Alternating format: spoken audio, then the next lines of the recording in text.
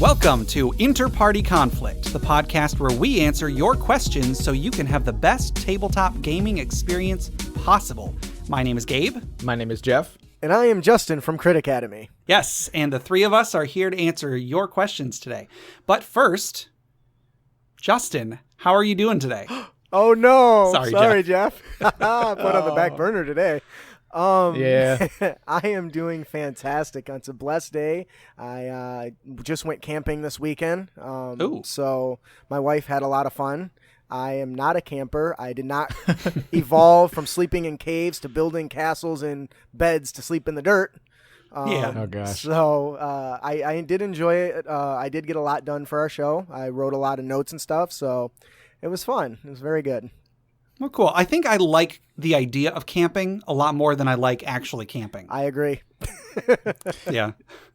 Yeah, I think the only time I ever had a good time camping is when we had a tent that fit in the bed of my truck, so it was off the ground. So it was like we were like up in a canopy basically. So I was like, yes, I don't have to sleep on the ground. That's good. Oh, cool. So for anybody listening who is not familiar with Crit Academy, Justin, how would you describe your podcast to a new listener? Crit Academy is a weekly Dungeons & Dragons podcast, much like your own. It was created to provide guidance to our listeners. We provide them with new and reusable material for both the players and the DMs. And our overall goal is that we hope to inspire you with, creative content that you can bring with you on your next adventure. Cool. And I if I can say so, I think you guys do a very good job of doing exactly that. With our podcast, we answer like questions and stuff, but you guys really you are providing content every episode. Every episode, there's a character concept. Every episode, there's a monster concept. There's an encounter concept. And so you have stuff that I think is applicable to everybody. Right. Our episodes, as much as I would like for us to be applicable to everybody, I think, a lot of the time it's like this one specific person's problem. Right. So. And we'll usually expound on the questions a little bit and try to broaden it a bit, but usually it's just tailoring to one question. And it's that delivery that I really like about your show. Not only do you answer the question, but you usually follow up with really good, insightful experience that kind of goes with it. And here's what I would do type of scenarios, or here's what I have done. So, cool. Yeah, it's very cool. Yeah, I'm glad you appreciate that. I do. Sorry, going back a little bit, Jeff. How are you doing today? Well, I'm fine, Gabe. Thanks for asking. Finally. No, I'm doing pretty good. Just did a bunch of overtime this weekend, so a little tired, but it's money, so I can't really complain that much. Yeah. I definitely know what it's like to have a lot of overtime. When I first started working my job, because overtime that's so much extra money, I'd be trying to work every opportunity I got, and then eventually it got to a point where it's like, I've got money in the bank now, so any more money I make is just going to go into the bank. And it's not really going to significantly impact my quality of life right now. So, having an extra day off possibly would impact my quality of life. Right. So it does get to that point. It's gotten a lot harder to decide whether to take overtime or not. I know when I was when I was in school, I was working 4 a.m. to 4 p.m. in the plant, and then I'd go to school 6 to 9. And I was working 6 days a week nonstop. And then when I got my new job, they're like, what do you think about overtime? I was like, I think it sucks and I ain't going to do it if I don't have to. Sure. Yeah, there was a brief time. I used to live in Tennessee for about 5 years. And there was a brief time I was working at a hotel, and then I started going to school to become a certified nursing assistant. Mm-hmm. And the schooling that I had to do, it was only I think it was a 4-week class or something, but it was 40 hours a week. I was already working 40 hours a week, but I really couldn't afford to take time off in order to do this. So what I ended up having to do was, because my work schedule, it was constantly putting me on different shifts. What I did was there would be times where I would go into work for the night shift. I would work from, 11 p.m. to 7 a.m., go straight from work to the class from 8 a.m. to, 5 p.m. or whatever, 5 p.m. And then I would go home, sleep for a few hours, go back to work, and then sometimes I would get out of, I would have to quickly try and sleep through the night, and then I would go to school in the morning and then go to work in the afternoon, and it was a hellish 4 weeks. That sounds like it, man. It very much paid off, because once I finished that, I got a job almost immediately afterwards, and I worked as a CNA for 2 years, and it was It was very, very good. And then we moved back to Michigan, so I didn't. I haven't been a CNA since we moved, but it was what I needed at the time, and that's it worked out. Yeah, for sure. All right. So I think let's go ahead and get into the episode. Okay. Before we do, though, I just want to mention that we have I think we mentioned it in our last episode. Mm-hmm. We have a partnership with Audible. So if anybody out there goes to audibletrial.com/conflict, you can get a free audiobook. You can choose from 180,000 titles, and you'll get with that link, you'll get a 30-day free trial.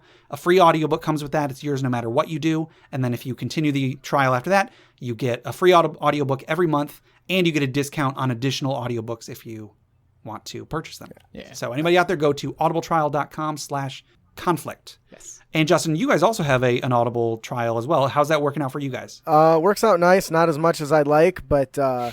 I do get the emails. I do get the people are appreciative of it. I know I enjoyed it. I got the biggest book that I could find. Sure, yeah. Yeah. Yeah, I think I got like a course or something like that where it's like, $40 or $50 book. So, but it's like, Right. it's every chapter is like a lesson or something. Yeah. Do either of you guys have a book you can recommend? Yes. If you're looking for inspiration for your D&D campaigns, I cannot recommend enough Brandon Sanders' The Way of the King, or Way of Kings. It's amazing, and it's got unique take on magic, and the combat is just awesome. Cool. I'll put a link to that in the show notes if I can find one. Mm-hmm. One book I want to recommend. We've mentioned on previous episodes is Ready Player One. Oh, sure. It's a really fun book. They apparently they're making a movie out of it. I saw the trailer a few days ago. Yeah. It was a little odd because the trailer was like a minute long or something, and like 45 seconds of it were a car race. I don't remember there being a car race in the book, let alone one that is so important that it's worth making the vast majority of the trailer. That's a sign of run away right now. I guess, Right. yeah. But it's a really fun book. If you like D&D, I'm sure it would interest you. Like there's a lot of the book that does involve the Tomb of Horrors, which is a popular D&D module that Oh, that's right. Yeah. kind of sucks. But the book is very good. So yeah, that would be something I would recommend. It is narrated by Will Wheaton. Will Wheaton, which I don't hate Will Wheaton, but like I don't know if I could listen to his voice for several hours. Any sentence that starts out with "I don't hate Will Wheaton, but," that's a good sentence right there. You know, I know how you feel, Jeff. I got that thing that he does. You can feel it behind his microphone, Right. his whole enthusiasm and everything. That's weird. Yeah. It's like you can hear his face. Like that's how I like to put it. It's like you can hear his face. Yeah. And it's not terrible. It's distracting. That's all it is. It's just distracting. I would Well, I agree. still found the book entertaining regardless. All right. So I want you both to imagine that you are walking along through a dungeon. Mm-hmm. You were part of a larger party. However, some things went south, and now it's just the two of you. Ah, crap. But you've heard that there is an immense amount of treasure in this dungeon that possibly once belonged to the red dragon Verminthax. So you're walking along through the dungeon, and then Justin, I would like do you have a D20 with you? I should have asked that before. I don't, boss. Sorry. Okay. No I problem. literally took everything camping with me. That's fine. Then tell you what, Jeff, make a dexterity saving throw. Okay. I'm a halfling, so I'm going to re-roll that one. Okay. I feel like you rolled a natural one last time. I did. That's a 10. Okay. Well, that's still not high enough. You are walking along, and you accidentally trip and fall and land on a switch. Uh-oh. I laugh. And behind you, you can hear a loud roaring sound as the corridor you are in starts to collapse. I stop laughing. You run, and you run, and you run, and you are luckily able to make it out alive. However, there is no way back inside the dungeon, and unfortunately, you will not be able to find the dragon's hoard. Oh, no. This is what happens when you don't watch where you're walking, man.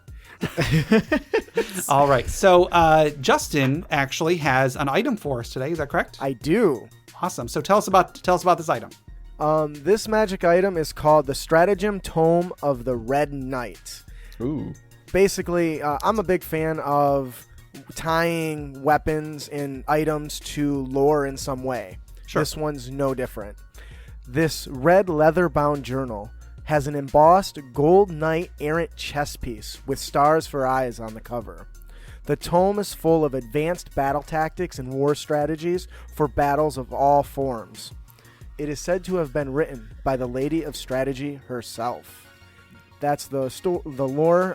The mechanic would be that a person who spends time studying this book for at least 1 hour gains the use of 1 luck point per the Lucky Feet rules in the player handbook. This Yes. feature can only be used once per dawn. I want this item. Yes, I thought this would interest Jeff, Yes.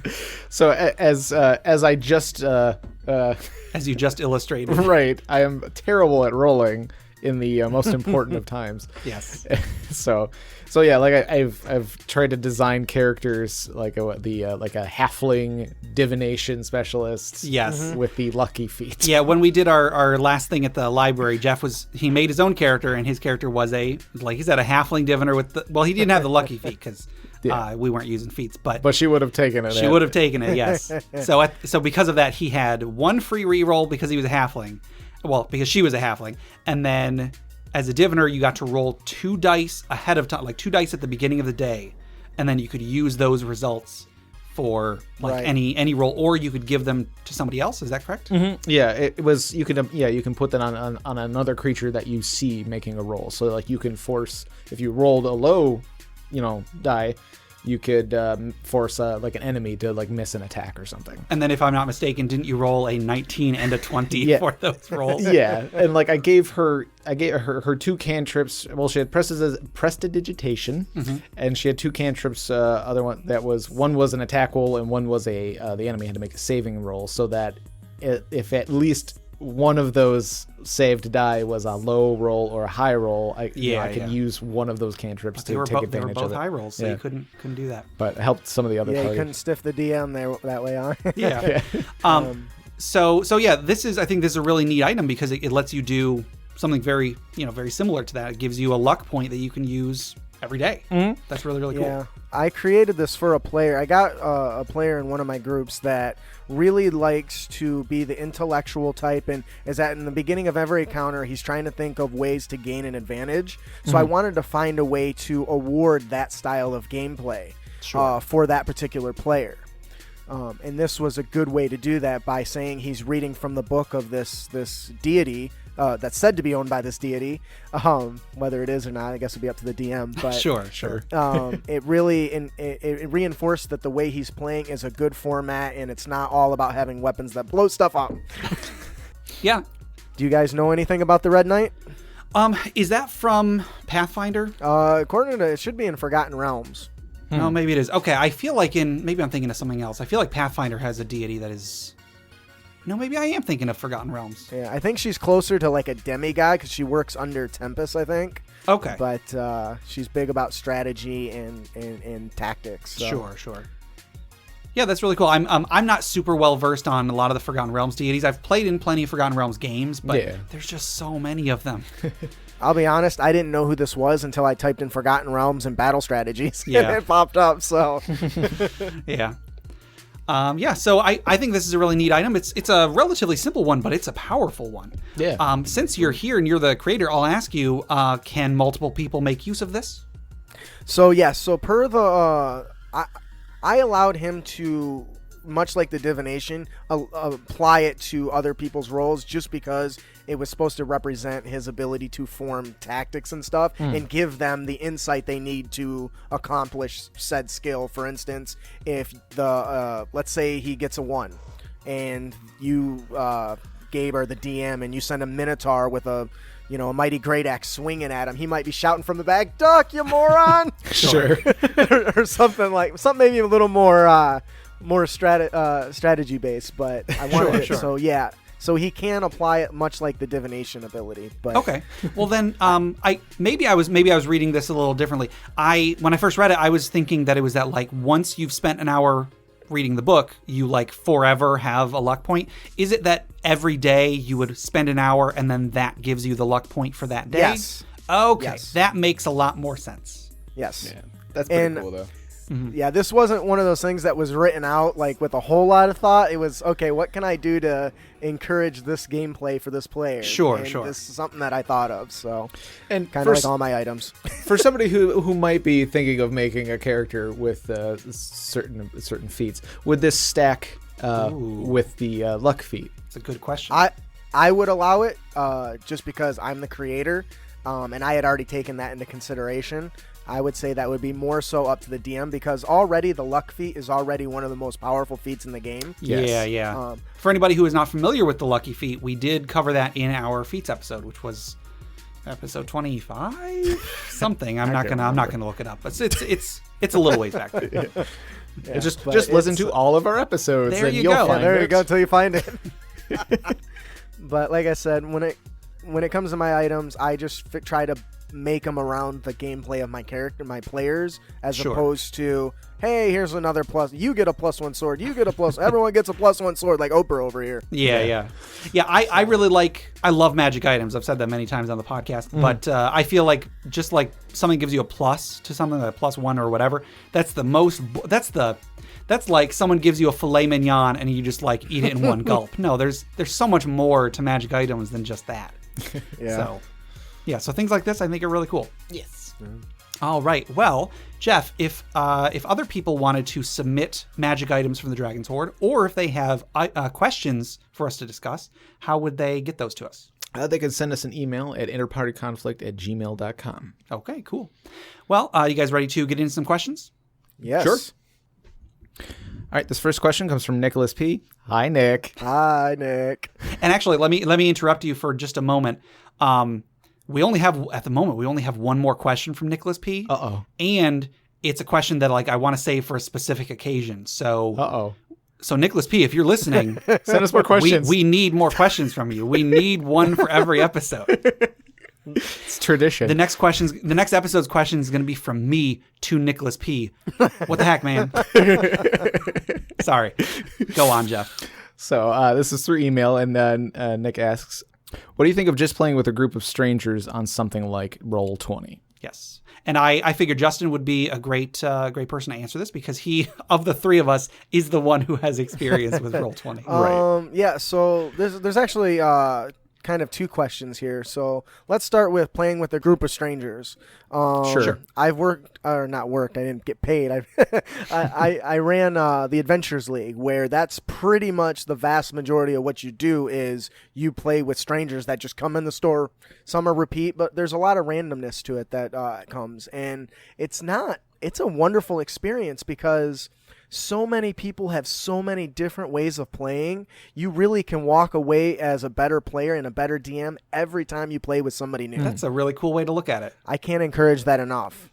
So, as far as playing on Roll20, I play on 3 different games on Roll20. 2 as a DM, 1 as a player, and it is, in my opinion, as somebody that has tried to play online for a long time, as of right now, the most efficient way to play. You basically send somebody a link and they can jump right in. If they print off their character sheet, that's great. Or they've got like built-in character sheets that you can fill out and just like click and it auto rolls like 3D dice that bounce around on the desktop. And that's really cool. It's through a web browser. You don't even need a special program to do it, which is really cool. Yeah, like we've tried to in the past. We've tried to get online games going with various programs, and it's always been so much trouble to get everything set up, and we've never been able to get it to work really well. Yeah, Justin, have you ever used OpenRPG? Yeah, let's not talk about that. Good answer. We refer to those as the dark days. Right, the dark times. It was really bad. Roll20 works really well. It's very funny. My very first experience through Roll20, we didn't actually use hardly any of the features in the game. We got an invite. There was a an intro that the DM had made, and we went in and we just had our character sheets in front of us and rolled through the little chat box, and that was all it was because it comes with its own like audio and video feeds. Okay. Oh, okay. So you can kind of just jump in and use all that stuff. But you don't have to.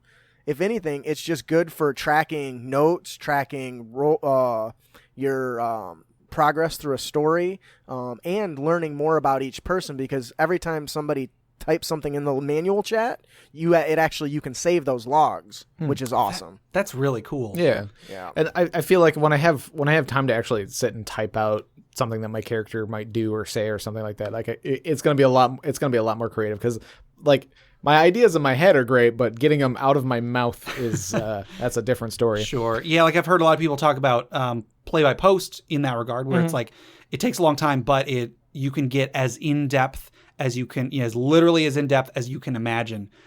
But the fact that it takes so long is really what's turned me off to it. But Roll20 seems like it doesn't have that, because you are playing with the people in real time. Yeah. So Right. Roll20 does have has like a video chat, or Yeah, it has a built-in audio and video stream thing.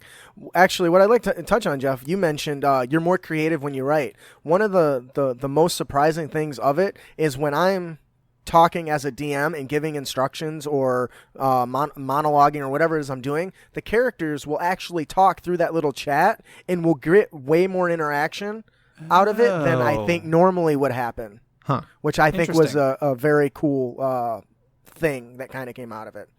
Yeah. I feel like because like there's sort of the social awkwardness when it comes to D&D players. So, but like when somebody's on a chat room or a chat board or something like that, like everyone just kind of goes wild. Yeah, when I'm on the internet, I am awesome. Yeah, I've read your posts, all like 20 pages of one post. Yeah. Very I get a little long-winded sometimes, especially when I'm arguing with somebody. I need to. But you have to tell them that you're right. I know. I just if they saw what I saw, then they no. I understand that. Like I always try to, whenever I am arguing with people, I always try to like show that I know that my opinion is not the only one out there, but this is my opinion, and here's why it makes sense. Yeah, and you do that feedback really well. Well, thank you. And then the one thing I want to touch on that I think makes it super interesting that I don't get when I play at like a table is, all that really descriptive text you read to your players. Once you read it, you can paste that stuff in there so they can read it themselves again later. That is awesome, because whenever I'm running, I run a lot of pre-written adventures, and whenever I do, there's always that box of flavor text that I read, and I know, because I know from experience, whenever I'm done reading that, I know that the players maybe retained half of it. Sure, yeah. Right. So if it's there in front of them in text, then that's something that they can refer back to at any point. Yeah. That's really cool. So now, as far as playing with a group of strangers, I think it's really interesting how you said that whenever you do play with strangers, like you can come out a better player or a better DM every time. I never would have thought of it that way. I think that's really cool, because I think that there's the stereotype of like when you play with an anonymous group or whatever, that there's always going to be like the really weird guy and the really antisocial guy and the guy who like puts way too much description into killing that goblin and so on. And yes, there are going to be those cases, but regardless, you are getting another outlook that you never would have gotten otherwise. And I think that's an important thing to have as a player, and more importantly, as a DM. I agree 100%. Yeah, that's really cool. I don't really have time for a game, or otherwise I would have my own game going. But if I did, I think it would be interesting to go and play an Adventurers League game and just take in the experience, like you were saying. Absolutely. Yeah. So maybe I'll give that a chance if I ever find a day where I'm not doing anything. Run up to the local gaming store and see what's going on. Sure. That ever happens. Yeah. That's the big thing, is just not having time. And now that I'm doing this stupid arcade cabinet thing, that's taking up all my free time too. Oh, right. Yeah. So I guess the point here was that it's hard to find free time. And but whenever I do find myself with some free time, maybe I'll try Roll20. See if there's any groups on Facebook or whatever that are looking for another player to do a one shot or something. Sure, yeah. Well, if you decide to do that or got a free night, let me know. I'm actually closing up 2 of my adventures. Oh, cool. And don't mind running one at any point. So. Okay, cool. Yeah, we'll have to. The 3 of us will have to get together sometime and play some D&D. Yeah, that'd be cool. This next question comes from Zeus and his beard on Reddit, and they ask, It's a great name. Yeah, it's one of our Yeah, favorites. sorry, I can't not giggle. Even when I listen to it on the show, I giggle every time you say that. Sure. Zeus and his beard. They ask, what are some good ways of turning massive amounts of wealth a character has acquired into worthwhile plot hooks? In other words, how can you use that money to drive the story? Yeah. So there's some different ways to go about this, and it's really going to depend a lot on like what edition you're playing. For example, in 5th edition, there aren't really prices for magic items. Like in 3rd edition, there were. Magic items were very standardized for what they cost. You could even make your own, and if you did, like it had guidelines for what they should cost and everything. And so a lot of a player's wealth is going to go into magic items in a 3rd edition game.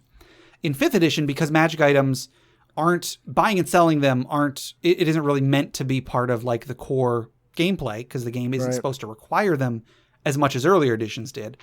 In 5th edition, it's very possible for a DM who may have come from 3rd edition to give his players a bunch of money and then realize, oh, I don't know what the heck they're supposed to use that money on. Right. So, of course, if there's a way that the DM can turn that money into a plot hook, then that's something they should try to do. Mm-hmm. So yeah, the question is like, how do you do that?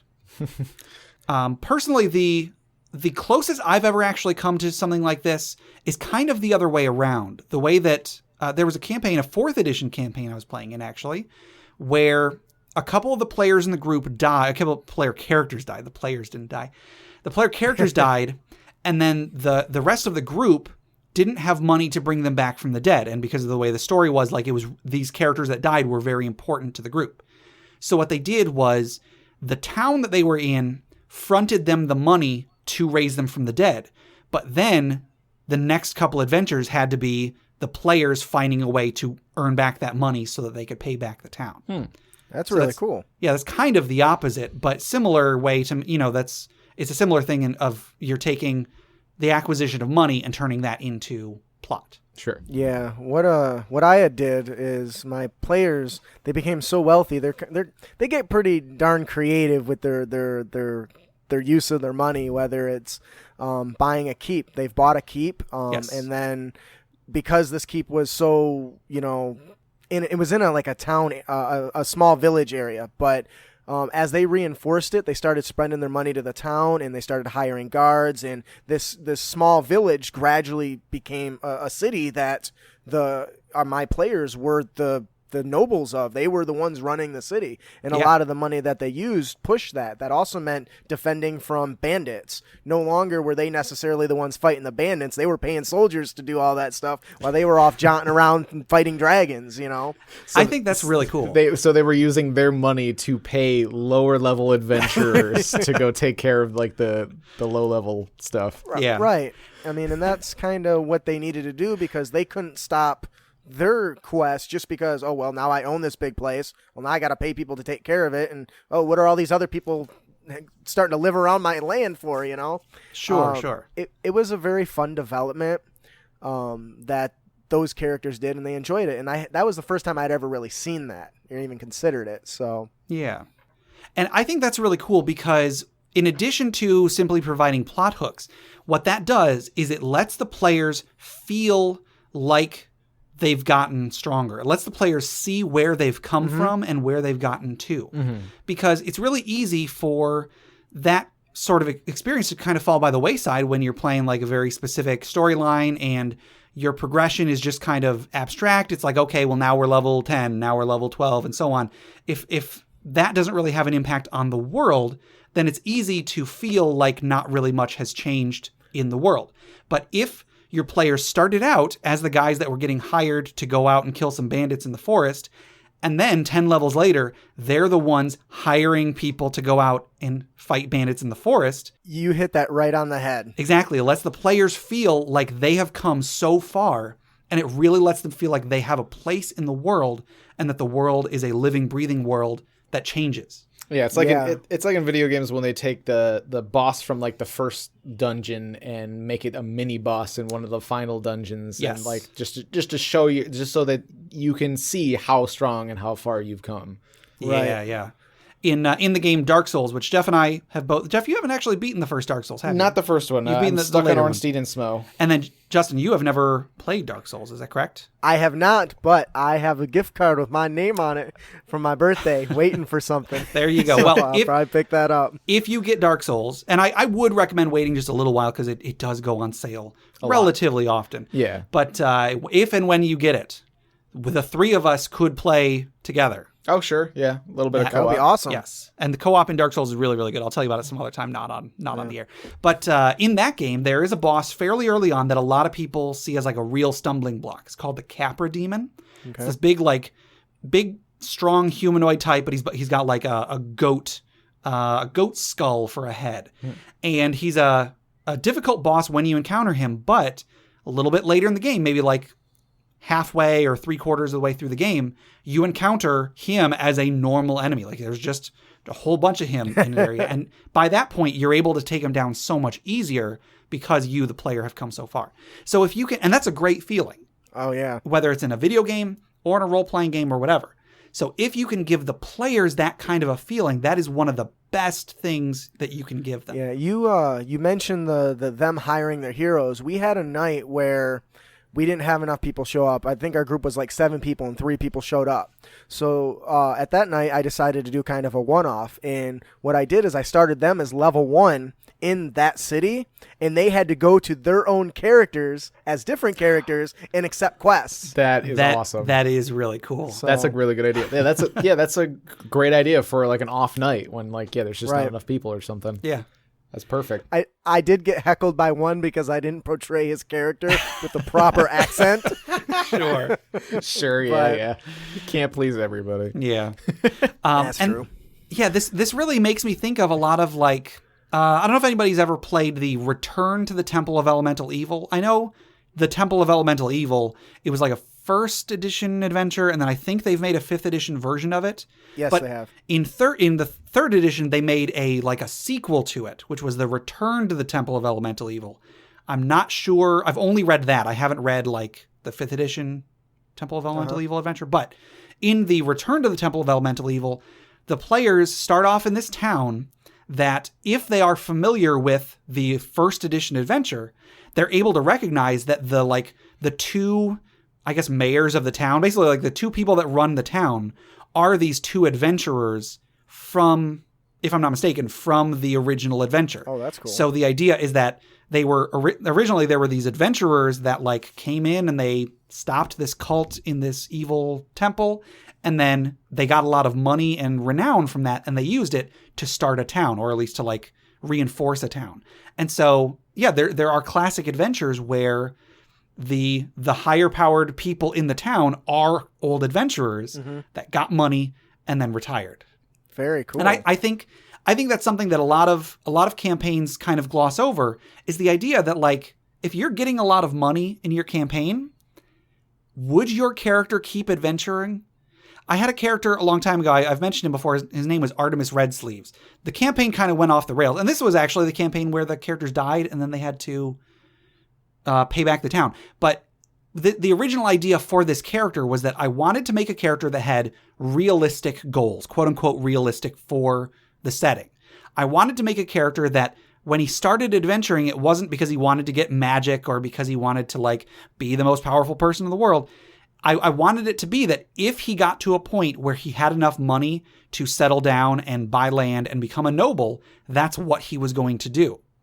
And so the campaign it did go off the rails as far as his motivation was concerned. But at the end of the campaign, that was kind of his whole thing, was that he took whatever he had gained up till that point, both money and power, and used it to create a noble family that could persist for, forever. Oh, that's awesome. So I think that's, if one of your players wants that, that's something that you should play into, because I think it's so much less gamey than the players that their only goal is to become more powerful. Right. Mm-hmm. You know what I mean? I had one player who he took the artisan or the merchant background or something like that and decided that he's out to get wealthy, but once he reaches a certain goal, he wants to start the first big banking system. Oh, okay. So by level 6, our campaign's still going. He's got enough money. He's like, by the way, I'm ready to think I've collected enough. I'm going to go and start my banking system. So we worked out a banking system after about, I'd say 5 or 6 levels of them playing. I think they were level 12 or something. Yeah. They started running into his banking system where they were offering to loan him money so they could afford this special keep or to buy their own slaves or what have you. So one of the players' banks that he started was loaning money to the other players. I think that's not something you encounter in a lot of campaigns. Yeah. So I guess it's just let your players get real creative with their money, and then the plot hooks will kind of write themselves basically. Oh, yeah, for sure. So yeah, like if your players want to build a keep or start a business or something, that's something that you can use. You can definitely make plot hooks come in because of either of those. Either the business is having trouble, or maybe if it's a tavern or something, they overhear rumors. If it's a keep, maybe they start building a keep, and then some rival warlord or something decides that, oh no, this area is under my domain or something. Sure. You can also, here's something, we have a player that we played with for a little while. His name was Zave. We've mentioned him on the podcast before. And he's gone through on SoundCloud and made a comment every time we mention him. He's like, oh, hey, I know that guy. He had an idea. He wanted to start a gang. Oh, right, yeah. Now, he was fairly low level, and he didn't really have a lot of money at the time. However, he did have a jug that produced several gallons of mayonnaise every day. I remember that episode. Yes, and so he used that to bankroll some homeless people. But that could be a way if your character, let's say your character doesn't want to start a business, doesn't want to build a keep. Maybe they're a rogue and they're more on like the underhanded side. You could have them start a gang or start some sort of like possibly even something like a mafia, some sort of an organized. You could have them start a thieves guild. Yeah, there you go. For sure. Yeah, and then there's literally endless plot hooks that can come from something like that. Yeah, I agree. And when in doubt, if they're so rich, use that as a hook of thievery. With Absolutely. great wealth comes great thieves. Right. Yes. Yeah. So I think on both of our respective podcasts, we have mentioned using like magic items, like powerful magic items, as a way to make the players targets. right. Now, you don't want to just like have say, oh, you wake up and somebody stole it. But what you can do and what you should do is make it so that they get attacked because they have this thing that everybody else wants. Right, and they have so much money that they're constantly getting attacked. Exactly. To where it's a problem and they have to do something about it, like maybe put it into this convenient bank. Yes. Or not even have them get attacked. I think in a recent episode, I don't think I cut it. You have somebody approach. Oh, hey, you got that sword. Somebody approaches to buy it from you. And they refuse to sell it, so it gets stolen. And when that player finally tracked down that item, they actually found out that the reason it was such a powerful weapon is that their son had gone to slay this monster and died fighting him, and the player found it, and they just trying to get it back.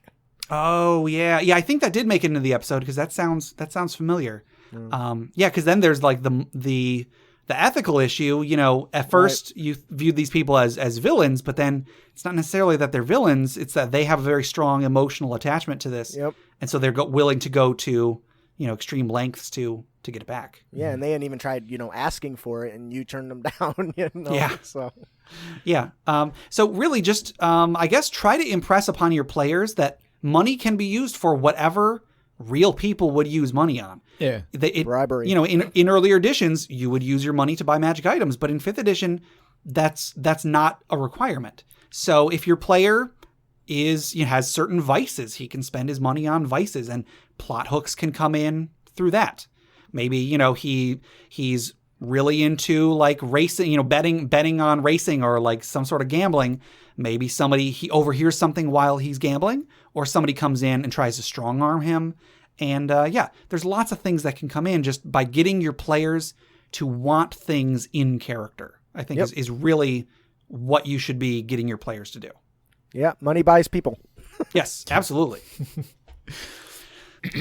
Our next question comes from Fingers Fate on Facebook. How do you integrate your characters' backstories and personal goals into pre-written material? And does running pre-written material for a whole campaign put a strain on you creatively? Yes. I first want to address the latter part of this. The does running pre-written material for a whole campaign put a strain on you creatively? I can definitely see why some people would say yes, because you are kind of running them on a railroad if you are running like a full pre-written campaign where this has to happen and then this has to happen and this has to happen. But personally, I feel it doesn't.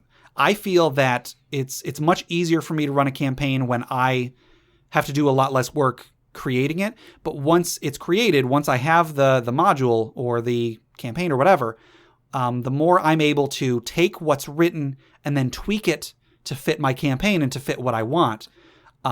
That's really where I feel like I'm at my most creative. Sure.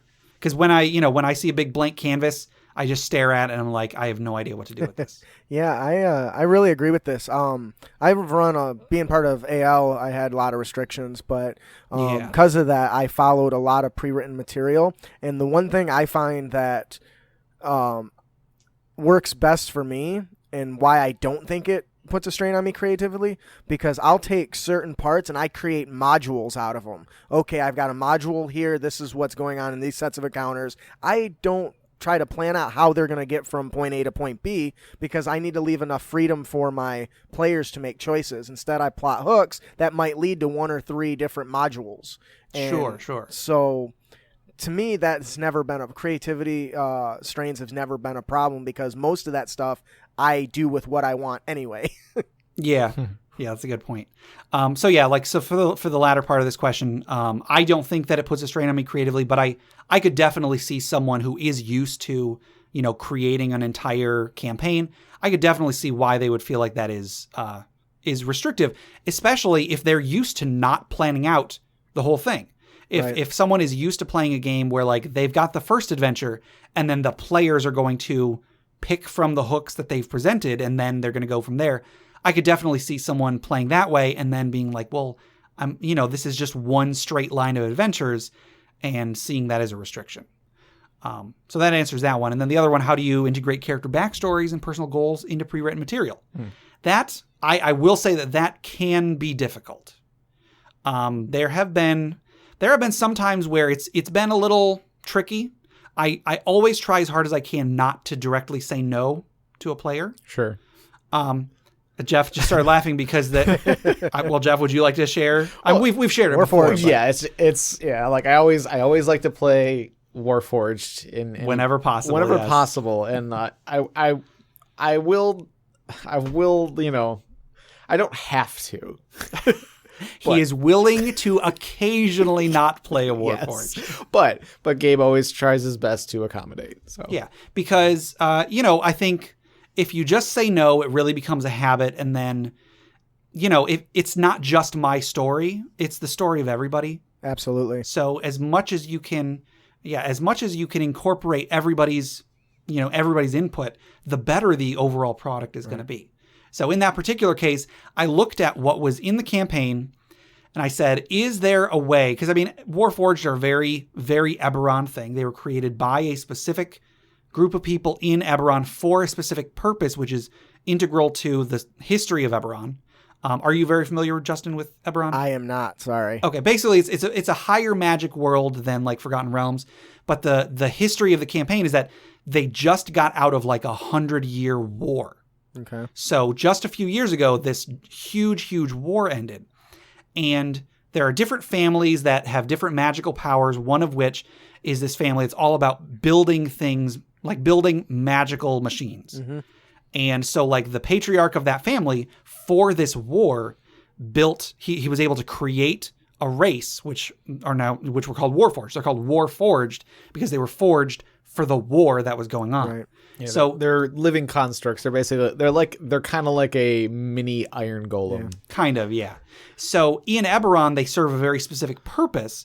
So I was trying to think, okay, outside of Eberron, what could have happened that could have resulted in the creation of these magical beings? And I don't know if it was my idea or Jeff's idea, but eventually someone decided Jeff was the only Warforged. So it didn't have to be an entire an entire race of beings. So what did you do? Have 2 little boys in the basement trying to summon back their mom, and one of them gets attached to a piece of armor? Or? Is that Full Metal Alchemist? It is. Yeah. Okay. No. So what I did, I won't spoil it too much because I keep taunting Jeff with the knowledge from the campaign he doesn't have. But there, in the history of this campaign we were running, it was the Shackled City Adventure Path from 3rd edition. We upgraded it to 4th edition, which we were running. And in the history of the campaign, there was a powerful sorcerer or wizard or something, some powerful spellcaster that created a bunch of magical things to fight off this like army of demons that was coming. And so as far as Jeff knows, he was a direct creation of that wizard or sorcerer or whatever. I'm probably going to call him a warlock by the time we're done with this. So this spellcaster created Jeff's character to fight off these demons. And so he was a unique creation just for that. Now, there is more to the story that Jeff doesn't know, but I looked at what was in the campaign and I was like, okay, if there was going to be one Warforged, this is where it could go in a way that could fit the campaign and would tie into the events that are going to happen. Sure. Right. There was another campaign that we ran. It was our 5th edition campaign that I ran shortly after 5th edition came out. There was a character that one of the players in the group is our mutual friend Dave. He had a character that he wanted to make a monk, and he had this really neat character backstory idea that I found a little bit hard to fit in with what I had planned, but I still wanted to find some way to do it. So his character concept was that he, as far as he knew, he was from some monastery where he was like the chosen monk. He was like the chosen one of them that was going to leave the monastery, go out and then like make a difference in the world and then come back and I think like take his monastery folk out into the world. But then the character or the player came to me and he said, well, that's what he thinks is happening. What was actually happening was that his people were slaves that were being held captive in some sort of like an underground compound by a bunch of orcs that I think were led by some evil guy. And I don't remember exactly what the details were, but his character, he grew up in this captivity, and I think he was fed all of these stories that made him think that he was this like chosen one that was going to go out and make a difference in the world. But actually what it was that he was being trained so that he could escape and then go out into the world, find help, and then come back and stop these people that are keeping them hostage. Jeff, that is really cool. Am I remembering that correct? I think that's right. Yeah, it's basically like in his mind, as a coping mechanism. Basically, he's like developed this story about his life that makes it seem like he's this chosen one of this monastery, but in reality he's sort of being pushed to escape from this captivity. Yeah, I'm trying to remember exactly what it was that made it difficult for me.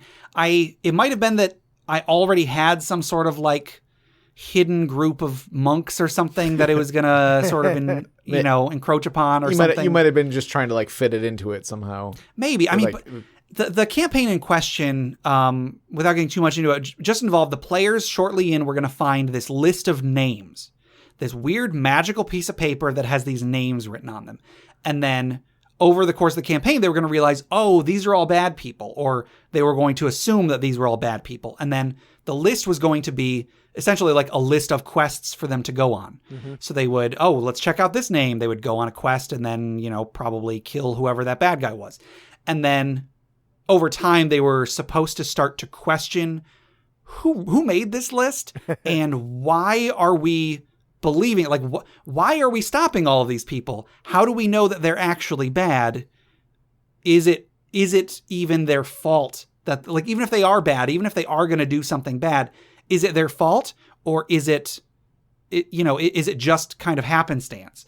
And so I really wanted the players to question the morality of what they were doing. Right. But moral ambiguity. I love it. Yeah, exactly. And so I feel like it should have been easy to just be like, the guy that's in charge, that's holding all of these people hostage, he's just one of the names on the list.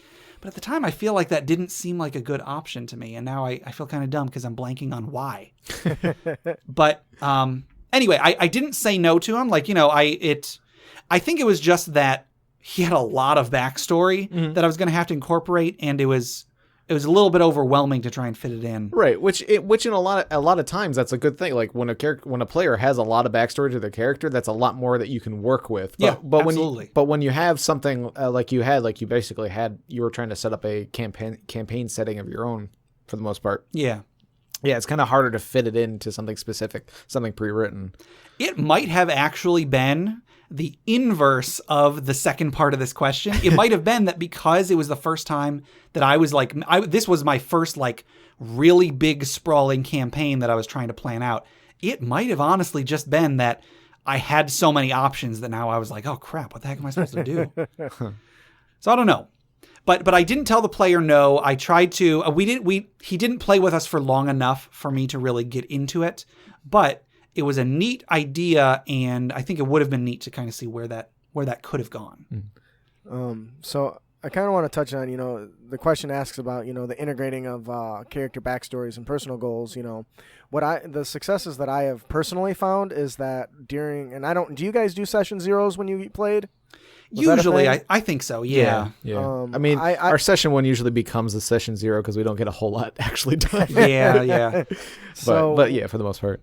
When I'm running a campaign, even if it's pre-written, even at the stores, I always found that I would always start around the table and say, all right, I need everyone to build one positive connection to one of the players and one negative connection. Now, the negative doesn't have to be I'm going to kill you. It could be the paladin once arrested the thief or something along those lines. Sure.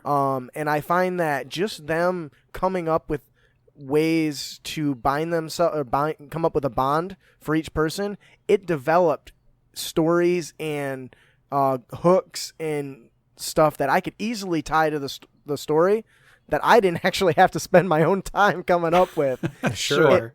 And sometimes it's better than anything I ever would have thought of. Yeah, so anything that can take any work off of the DM is a good idea. Yes. Yeah, and they'll make those backstories for you. They'll tie them to the campaign setting for you. All you have to do is guide them in the direction once they've told you what they want. Yeah. I really like that idea, having the players come up with their own connections to the other players. Mm-hmm. I think that's really cool. Because that's one of the biggest challenges of the game is, how do I get all these people to work together? Well, I don't have to anymore. I make them figure it out.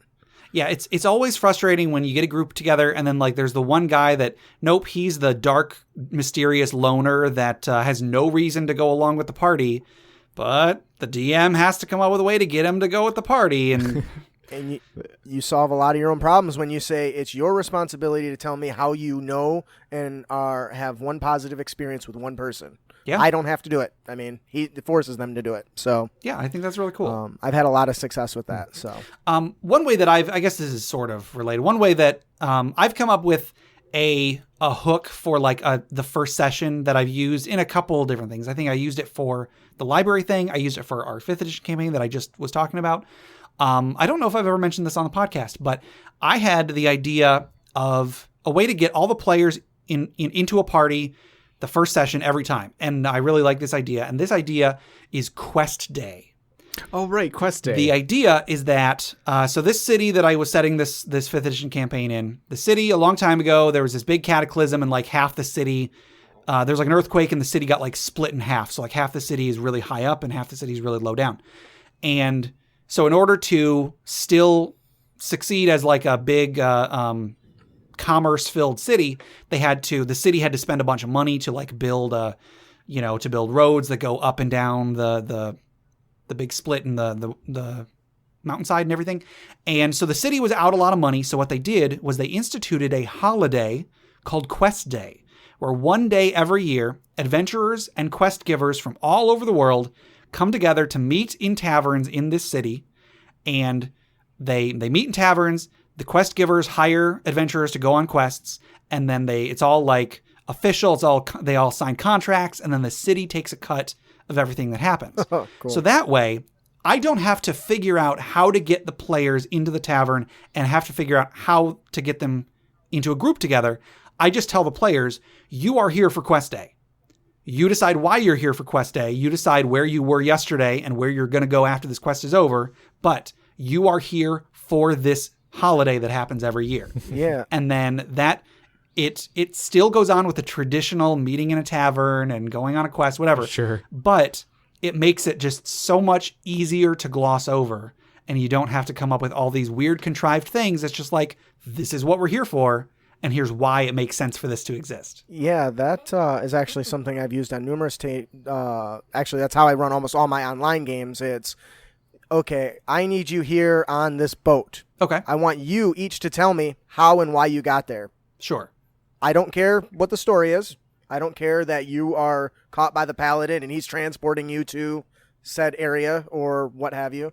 They will then, once again, giving them the creative power, they will tell you the story of why they're traveling, why they're on that boat at that particular time, and what their motivations going forward are. Sure. And that sounds very similar to what you've done with your, what'd you call it, Quest Day? Quest Day, yeah. Awesome.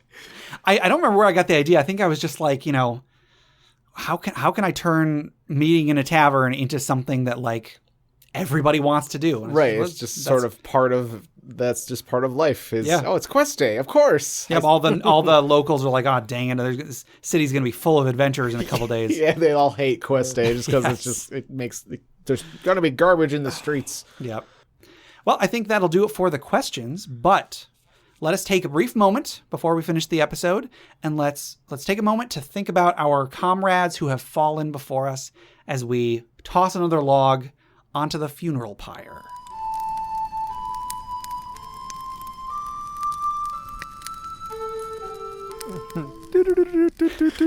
So, Justin, you, if I'm not mistaken, have a story for the funeral pyre today. Is that correct? I have. I've brought with me a story of heroics that'll be told for the ages. Let's hope. I only hope. So, this was one of my first experiences in 4th edition. New character. I was heavy. His name's Garuk. I was playing Magic the Gathering very heavily at that time. Sure. So here's my righteous paladin, doing all, and it's kind of sad because he's a paladin. It's kind of almost expected, I suppose. But sure. So our team has been tasked with dealing with a wizard who is attempting to open a portal to the Shadowfell. Which apparently is really bad. Yeah. So we go through all this hoopla of, trying to track him down. And, of course, just like every day in my life, I'm late.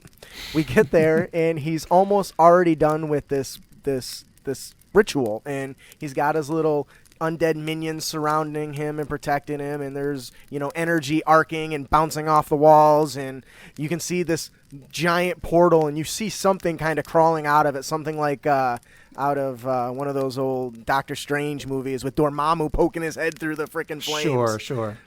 So, these arms are coming out, and we're fighting, and we managed to successfully take out, the necromancer it was a necromancer, wizard person. And we take out all the minions, and that's great, but the portal didn't close. So our wizard goes up there, and he does his little skill challenge. You guys played 4th edition, so you know what skill challenge is, right? Yeah. Mm-hmm. So he's trying to bend and compress and change and disrupt this field because apparently he didn't have the appropriate spells prepared to just get rid of it. Sure. So sadly, to our dismay, we can't close it, and the thing is crawling out of this, and starts reaching towards our players, and the tentacles are flying and it's throwing people against the walls. So Garuk, being the mighty paladin of good that he is, decides. I look at the DM and say, "Can I run and tackle it through the portal?" And he's like, "I don't know." But that's great to hear from the DM. Right. He's like, just, how about we take a 5-minute break and we'll come back? I'm like, all right. So 5 minutes of super impatience. I come back and I'm like, all right. He's like, "Justin, I've got it." I said, okay. You lumber through as you dash forward, and your armor is clanking, and people, the wizard and the rogue are being tossed side to side. You leap through the portal, you wrap your arms around this beast, and you shove it back in. And then he gives the wizard another check to close it. Meanwhile, he has me kind of tossing and ruffling with it and punching it, and when I go through, I realize it's just like the tentacles of this monstrous beast that I'm fighting. And so he let me make the ultimate sacrifice for my party, because when they closed it, I was stuck on the other side. Oh, no. So yeah. Poor Garuk. Yeah, I saw that coming. That's Well, here's pretty something cool. you didn't see, though. Or maybe you did, I guess. I don't know. Okay. About 6 months later, obviously, I'm a whole new character, not thinking much of it. Sure. We're still in the same campaign world. We're still fighting the Shadowfell. And this witch is doing like one of these astral plane projection things. And it's showing an image of this massive Goliath paladin who's fighting this giant set of tentacles, and there he is. Garuk is still holding back the horde on the other side of the Shadowfell by snap. himself. That's really cool. And I didn't mean to dismiss. I didn't mean like I saw that coming as if it was bad. I meant like I saw that coming because Right. I knew that was going to be really cool. Yeah. Well, that's But, really cool. I was super surprised that he remembered that. So, in a way, my character died, but he didn't. His And legacy lived on. Yes, and that story will be told for many generations. All right. Garuk, So the then- mighty. Jeff and I will. You can if you want to, Justin. But we are going to raise a glass for. Was it Garuk? Garuk. Garuk. Okay, sorry. Garuk the Paladin. So Jeff and I will raise our glass for Garuk, the paladin who fought off the unspeakable horrors beyond. I don't have a glass That's fine. to hit another one on, but oh, there we go. Hit on the side of my laptop. Okay. All right. Well, thank you very much. Before we get to our usual outro spiel, would you like to tell listeners again about Crit Academy? Yeah, come visit us over at critacademy.com. You can find us on all your favorite platforms. We're on iTunes, Stitcher, Libsyn, Google+, all of them. Our show is designed to inspire you. We want to give you ideas that make you a better player and a better DM, both new and veteran. If anybody wants to submit questions for us to discuss, items for the Dragon's Hoard, or stories for the funeral pyre, please email us at interpartyconflict@gmail.com. For show notes, a running list of questions asked, and important links, go to interpartyconflict.com. Find us on Facebook, facebook.com/interpartyconflict, or our subreddit at reddit.com/r/interpartyconflict, where I post weekly discussion questions for you. We're also on Twitter at InPartyConflict. We're also on iTunes, Google Play Music, Stitcher, YouTube, anywhere you download podcasts. Please rate, review, subscribe, or just tell a friend. If you feel like donating to us, we have a PayPal donate button on our website. Anything you can give us would go to making the show better. Jeff, would you like to tell our listeners about FriendQuest? Yes, FriendQuest is a YouTube channel we have up. We played a couple D&D arcade games. We played The Tower of Doom and Shadow over Mystara. We're looking forward to playing a few more adventure-type games. Cool. Also, if anybody wants to head over to audibletrial.com/conflict, you can get yourself a free audiobook. There's over 180,000 titles to choose from. I guarantee you can find something you like 100% for free. You can cancel after you get your free audiobook if you want to, but you may want to stay subscribed so that you can continue to get more as you go. And our music is made by Boxcat Games from Nameless the Hacker's RPG. So I want to say thank you, Justin, for coming on Interparty Conflict. We really appreciate it. Thanks for having me. No problem. Once again, anybody who likes the sound of us, likes the sound of Justin, and would like more content like this, go to critacademy.com. So until next time, Justin. Keep your blades sharp and spells prepared, heroes.